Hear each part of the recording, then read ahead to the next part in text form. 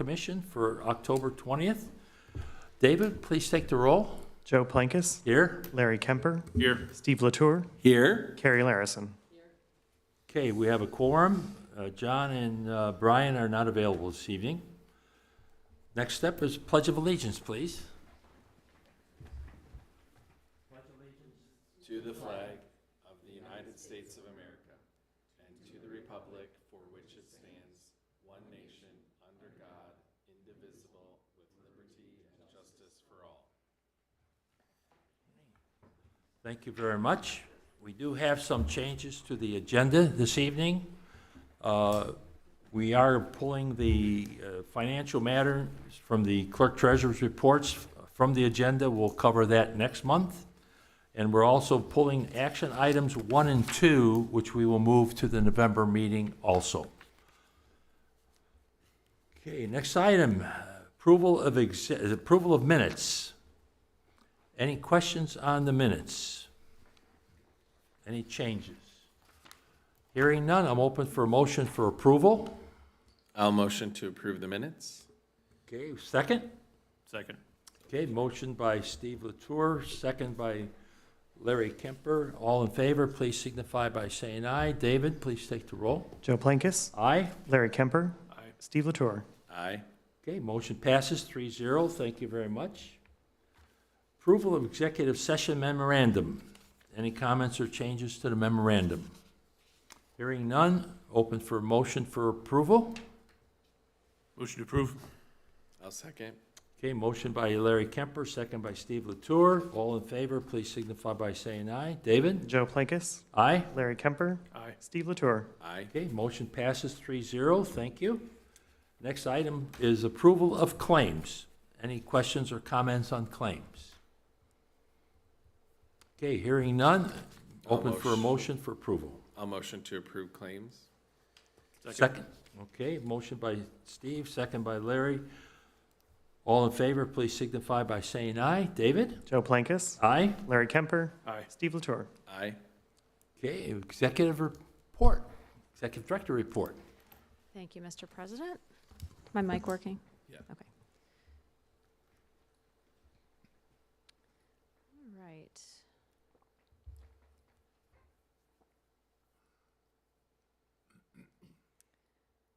All right, I'll give you a few updates for our downtown area. Just a overview here of what things look like about a month ago in our downtown.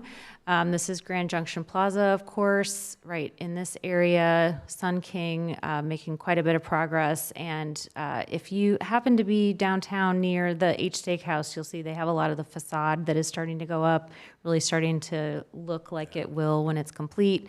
Really exciting to see what's happening there. We do have businesses open here on the south side of Union Square, and the Union Square parking garage has opened since the last time we met.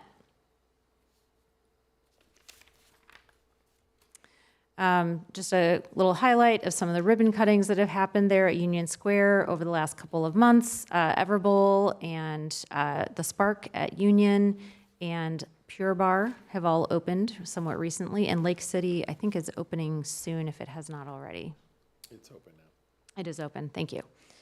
H Steakhouse, again, this is probably this looks like 6 weeks ago or so. And this is in the Grand Junction EDA as part of the Park Street allocation area. This is the first project that is being built within the Park Street allocation area, which is the block between Mill and Poplar and Jersey and Park. So this would cover any improvements that happen to those restaurant parcels or the south side of Jersey Street.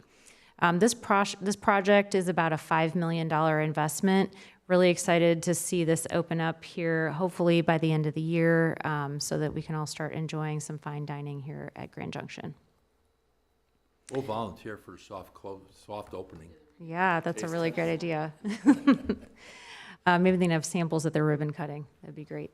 Ambrose on Main, this project financing has all closed. Shelby has been working on initial site development. Public Works is working on the final details for the acquisition of property of This is these two parcels here at the north end of the property where Penn Street will connect and expand the connectivity through our downtown. Just a couple highlights here. Again, this one was an investment of about $26 million. The original assessed value of this project was just under $1 million, and its estimated future assessed value is about $13 million. So when this project is done, it'll be assessing at about $3.2 million an acre compared to the original $236,000 an acre. So really maximizing that benefit that we have coming into our downtown to support all of the people that live and work here. Park and Poplar, this project was on our agenda for today and is being moved to November. No big issues coming up on this one. Just need to push it off until the November meeting for its approval of the two action items that were brought to us today. But we are still looking at the same architecture. We're starting to work through the phasing of the adjacent Park Street improvement project. So right here along the north end of the development, Park Street, this is at Westfield Boulevard or Poplar. It extends over to the east beyond what you can see in this map here, all the way over to Grand Junction Plaza. The Parks Department is leading this project through the Parks bond that was issued about a year ago. And we have Rundell Ernstberger working on that design with Crossroad Engineers. Crossroad is also the engineering firm that is designing the site for the Park and Poplar project. So obviously those projects are very closely coordinated with one another. And we're working through the phasing plan between the two projects. The anticipated timeline of this would be Park Street construction and the Park Street construction starting probably in the spring, including some utility relocation. The first office building would be built next, and then the plaza would be built once the office building facade is in place, and then this second office building would be completed after the plaza is complete. That will just prevent the situation where we would be basically painting that east office building into a corner where it would be difficult to get construction equipment in. Is there a timeline for having the sketches for what Park Street will look like, do you know? We've had a couple of stakeholder meetings. I can bring that as an update for That would be our next great. meeting. Yeah, I didn't think to add that Yeah, to that's this, right. but That's fine. we definitely have some images that we can share with the public. And I know that Chris McConnell in Parks Department has been, Yeah. talking with people, especially the local stakeholders. Right. So we have the restaurateurs and other Sure. business owners in the area that have been sitting in on meetings and providing input on the design. Okay, thank you. Yep, you're welcome. A few Grand Park updates. Actually, this is really nothing truly new here from the last time we all met. I'm going to keep my updates to Grand Park to a minimum tonight because we do have Keystone here to do a presentation associated with the infrastructure build, operate, transfer agreement. So I'm going to let Kelly Mulder address most of that here in just a little bit. We also have a master developer agreement with Cardin Associates. You can see the full scope of work that will be managed by Keystone under their development agreement here north of 186th Street. And then Cardin Associates will have this southern development south of 186th Street. And we, of course, have a few areas that are carved out for the city to develop public amenities, including a future stadium located here at 186th Street and Grand Park Boulevard, as well as an ice hockey facility here at the southern end of the park. The ice hockey facility hopefully is going to be serving more than just ice hockey. We originally started talking about this as just an ice facility. It still is a multi-purpose ice facility. We've just added the word hockey because there seems to be some confusion within the government on the federal efforts with ICE and immigrant status that we did not want to have confused with our recreational ICE facility. So we are working with some different strategies on programming, including hockey, figure skating, and other sports that can be played on sheets of ice. And we will be interviewing 3 developer teams that were shortlisted. If you all recall, there were actually 4 teams that were shortlisted.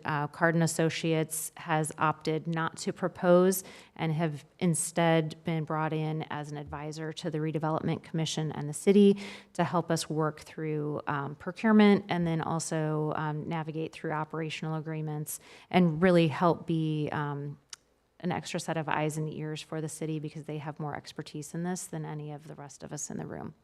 So excited to have them included in this. We will be receiving proposals at the end of October, and then we'll be interviewing teams in mid-November. Hope to have a selection by the end of November or December, and then work towards a contract near the end of the year or maybe in January to move into the programming and pre-development phase for that facility.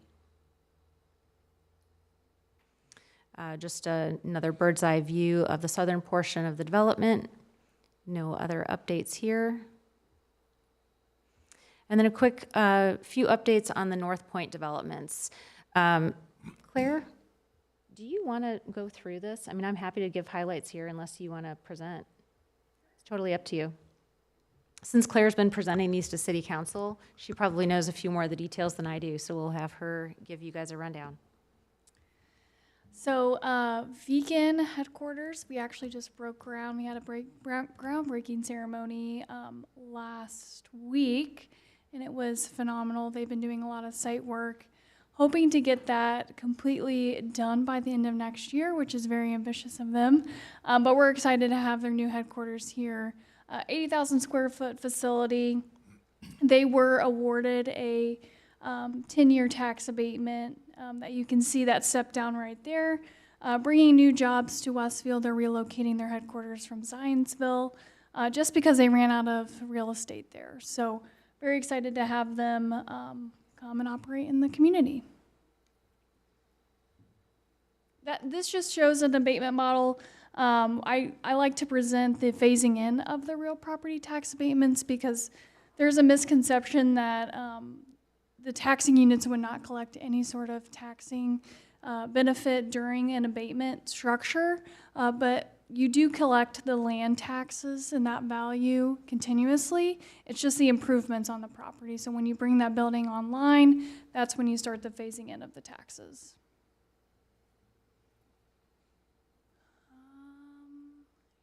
Yeah, just this just shows kind of what their investment is on the property. You can see located just south of the existing North Point Industrial Park there along East Street, catty corner from the new community health project. So there's a lot of really exciting things happening in that area.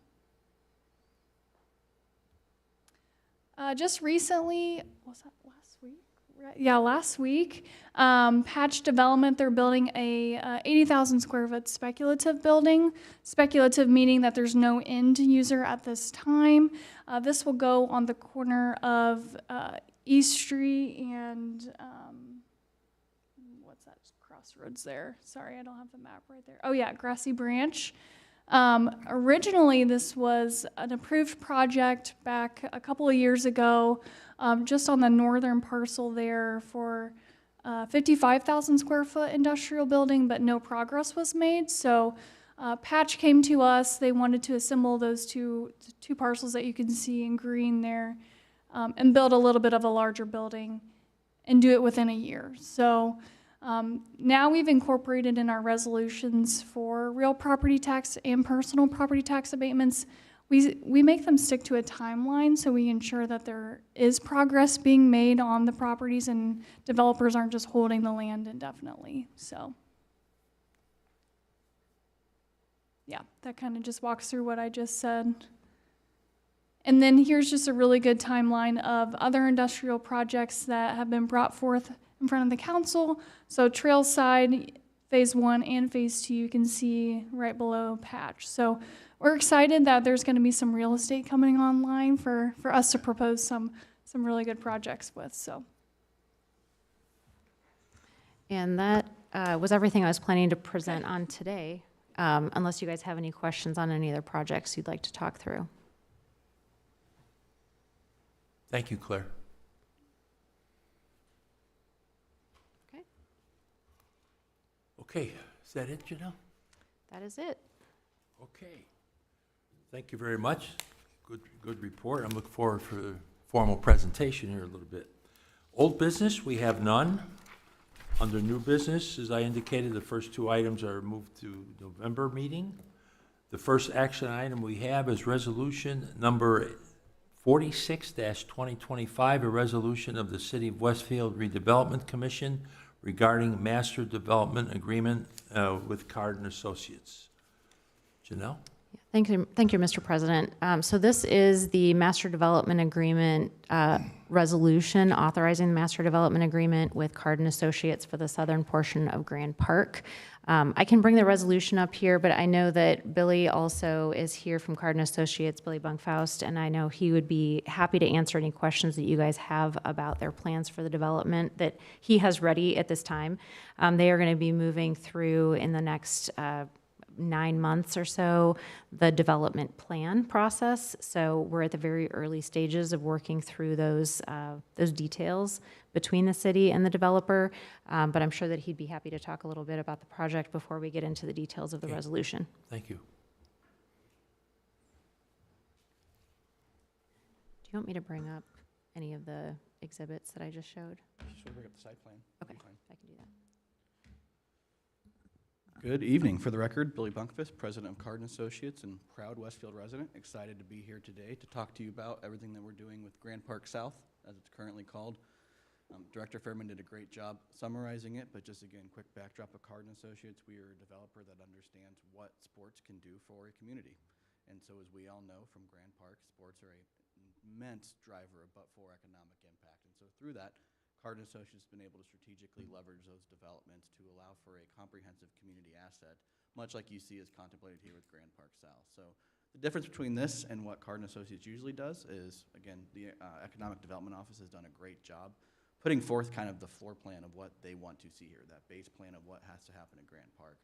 And is now coming to Cardin Associates for us to work together to understand how to maximize this space around the hockey and the other sports uses. So again, as Director Furman mentioned, the next 9 months will be that plan refinement phase where we take this great regulating plan and start to really button that down within the private market of what this could look like, and more importantly, what it could look like on an incremental basis for the development. So Cardin Associates, again, is a developer that looks to leverage these revenue sources within the but-for world to promote self-sufficient developments that allow us to expedite what can be done.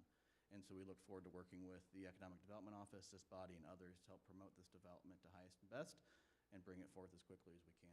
So with that, I'll spare you any detail and let you ask questions. Okay, any questions from commission members? I think we look forward to seeing what you guys come up with. Awesome. Thank you all so much. Thank you. Thank you, Billy. Okay, so we have resolution 46-2025. Any questions from commission members before we take a vote?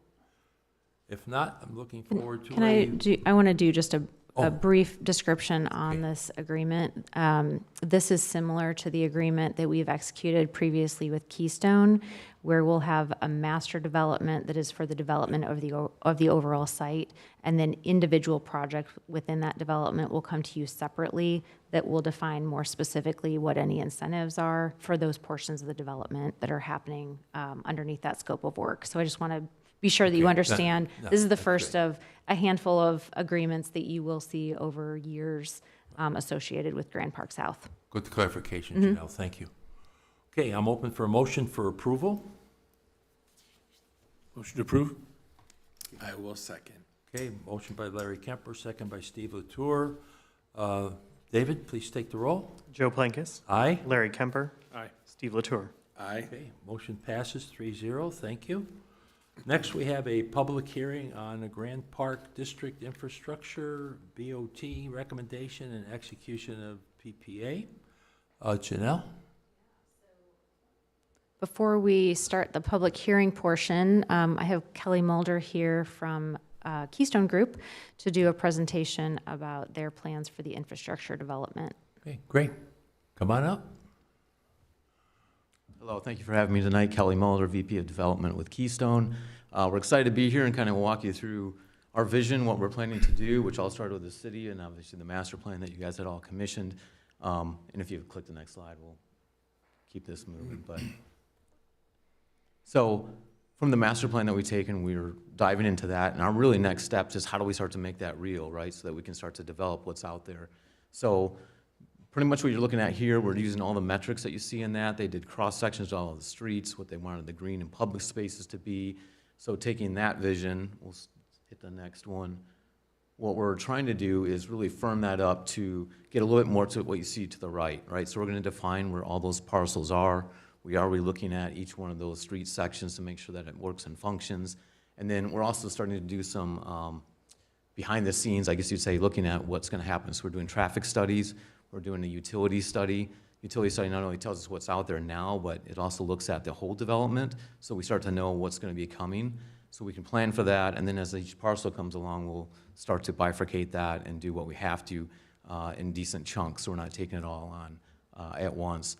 Also, the detention that you see up there in the blue water, we have to look at all that too to make sure that it continues to work. It's a little bit different with the canals, but it should still all flow, but we'll do those calculations at the same time. And then again, we're defining what each one of these parcels are. So all of this we're trying to have wrapped up by the end of December. And along with that, we're looking at each of these parcels to define what's going to get built there. So as far as the mixed use functionality of that, from the parking spaces to if it's apartments, retail, or some sort of other use, we're going to put that all into a package that we have ready for at the end of this year. Next. As part of that, the BOTs, so the phase one is what you see in these two red dashed lines. The Ed Carpenter facility would be in that top sort of box, along with some multifamily that wraps around that and a public parking garage. We're also gonna do the infrastructure that's around that. So anything that needs to be for that pad, the roads that go around that, sidewalks, everything so that that parcel would be done. It also includes to the lower right-hand corner, part of phase one would be, it shows a baseball diamond in this one. If you go to the next slide, it shows what's actually there. It's currently just a parking lot and it's some detention that's to the right. So the D1 field that you see there in the middle, that is where the Ed Carpenter site's going to be. So we're gonna relocate that one first, put it down to where the parking lot is, wrap it with some new parking, and then we're ready to go on the Ed Carpenter facility in their site. Next slide. So we're into this already. We have Structure Point hired. We have the baseball diamond about 50% complete with CDs right now. That'll be done in another 2 months. This was a first general plan that came out about a month and a half ago. So we've met with the city, GPSC several times, and I think we're making really good progress on that. Along with that, we can go to the next slide. That's just starting to show some of the CDs again. End of this week, we'll actually have the 50% CD set done. Next slide. And then this is the beginning works that we're looking at from the Ed Carpenter site. The grayish box you see in the middle is actually their design, so we've gotten that from their architect. We have Walker working with them on the garage, so it is a 3-bay, 4-story parking garage. It'll have 500 plus parking spaces as we were shooting for in the BOT. And we are wrapping that to the east and the north with apartment units. And then what you see sort of in the top on that north side in orange is gonna be retail, so about 25,000 square foot of retail, around 200 plus units of multifamily, and then the Ed Carpenter space next to that. And then on the very south side, it's not colored in, but that's sort of that 3-tier canal system that has a little bit of a change in grade to it as well. You can kind of see in the section that's up there. There is a tunnel that's existing that goes underneath the boulevard that's there, so we want to make sure that we maintain that and it still works with the development of this site. Slide. So a little tough and hard to read, but everything has been sequenced out. Everything that's up in the green, that's really all those initial studies that we have to do along getting to that 35% set at the end of the year. Simultaneously, the N14, that is the new D1 baseball field. As you can see in the blue, that's kind of where the architecture is. By the end of this year, we'll have that done and ready to go already in December. And that we're looking to have done by next September. And sequentially, right from that, as soon as that wraps up, we can move D1 from one day to the next day over to the new facility, and then immediately start on the demolition for Ed Carpenter and then the development of his pad site. And that's really it in a nutshell. So happy to answer any other questions you might have. Okay, I think you answered I was looking at the timeline for ECR, and obviously you just answered that question, so I think I'm good on that. Larry, Steve, any questions? Who will, who will manage the new field once it's built? Will that be part of the Grand Park agreement or the city? Yeah, as part of our agreement with Grand Park Sports and Entertainment, if there's anything that is part of the park that's relocated, they'll then control that in the new location. And they do have rights to approve any changes that we make to any of their operations or even any easements or utilities that are being modified within the park limits itself. And is it a comparable build or is it an improved build? So interestingly, it's comparable, but it's not identical. So you can kind of see the existing diamonds that they have this like arched design here. They have determined that they don't really like that arrangement as much as some others that they've used in other locations. And so they came up with a more efficient design that actually allows us to fit this diamond in this location.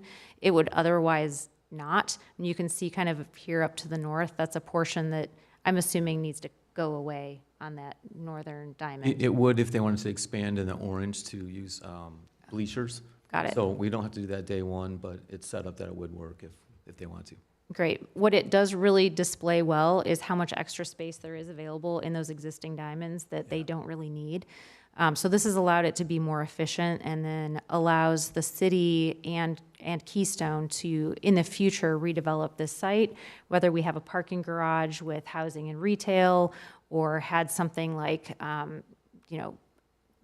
suites or something that are overlooking that diamond. There are just some opportunities to create some interaction between the development and the diamond itself there.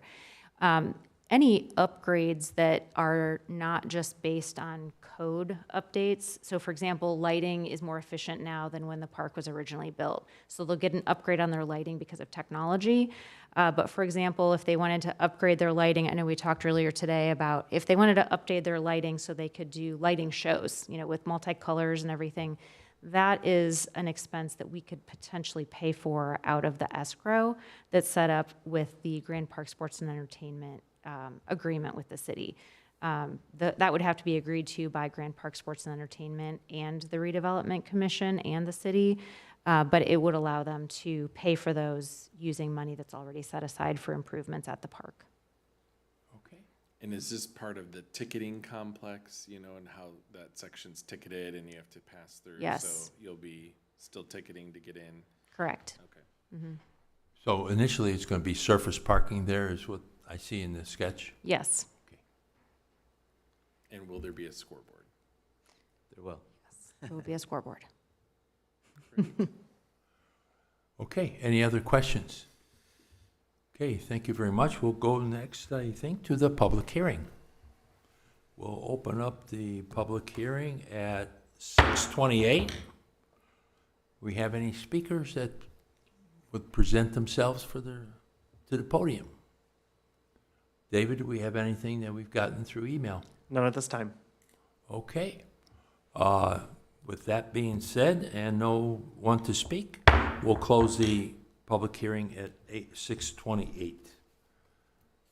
So now we have the action item number 4, Resolution 47-2025, a resolution of the City of Westfield Redevelopment Commission recommending selection of and authorizing execution in a public-private agreement with selected offerer. Does the commission members have any questions? Okay, seeing none, I'm open for a motion for approval. I'll motion to approve.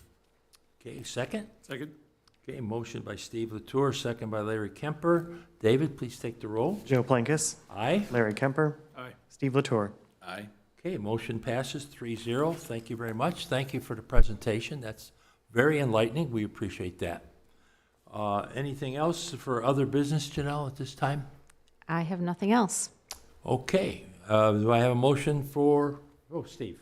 I had one thing. Yeah. I just, Janelle, I want to commend you and your staff, having been in the chamber role previously and worked with the previous department and administration, and then just in my 3 months of seeing things up close and being involved, It is night and day different, and it is such a gift to the city, and you all are doing a tremendous job. I don't think you get enough thank you for the amount of things that you all are trying to manage and get through, and all I hear is compliments coming from people as far as you taking calls and, you know, being open to having conversations. So thank you for leading the department and leading the team, but you're really doing a great job for the city, so thank you. Thank I you, couldn't have said it appreciate better myself. Thank you you. for your efforts. You and your team, Janelle, has Yeah, been, the whole having gone through the whole entire change to a city and moving up to the current time, it's phenomenal. Thank you. Appreciate that. I have an amazing staff, and I cannot wait until all 5 of us are in the office again. Yeah, I'm sure. I'm eagerly anticipating the return of Lauren Wall. Yeah, I'm sure you're waiting for Yeah. her to come back, that's for sure. I have Okay, nothing else. if we have nothing else, I have a motion for adjournment. I'll motion to adjourn. Second. Okay, we are adjourned. Thank you very much at 6:31.